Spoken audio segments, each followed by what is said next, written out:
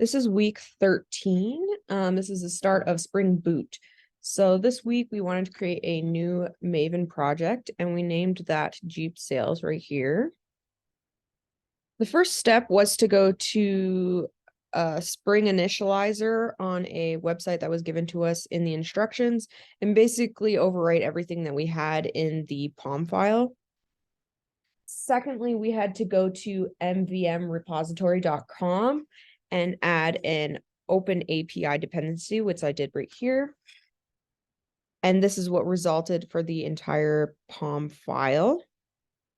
Next, I had to create a com.promeneotech Jeep package right here. And in this package, I created a class named Jeep Sales, which I have right here.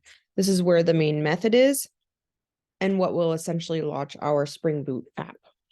Next, I made sure to copy the files for the source test resources. So we had to get the Jeep schema and the Jeep data. We could see this in dbeaver as well. So you could see that we have tables. You could see the tables in the data.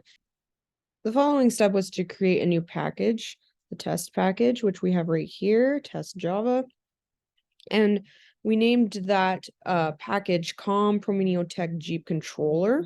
This package, we created a Spring Boot integration test named fetchjeeptest.java. Following step was to create a new package in the main Java folder right here. This package is named com.promeneotech.jeep entity. In this package, I created an enum named Jeep model, which we have right here. I had to add all the Jeep models from the model ID columns in the database, which we saw in dbeaver. After that, I created a Jeep class and added the columns from the models table into the class as instant variables. I also copied all of these files into the com.promeneotech Jeep entity folder from the source folder that was given to us.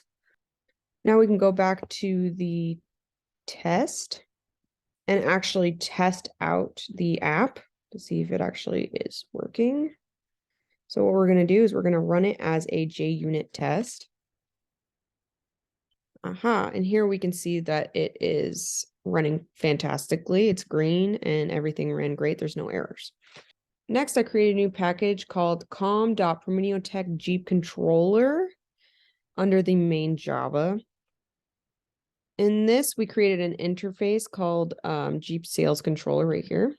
In the interface, we made sure that we had added the open API documentation to document the 4 possible outcomes, which is 200, which would equal success, 400 would be a bad input, 404 a not found, and 500 an unplanned error.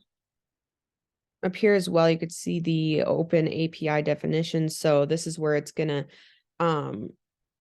so this is where we could see the title where it says Jeep Sales. You're going to eventually see that when we go and test and start the application, run it as an application later. It's going to run on our local server 8080. So everything that we have written on here is what is going to show up on the HTML page. We also added the controller implementation class, which I named default Jeep Sales Controller.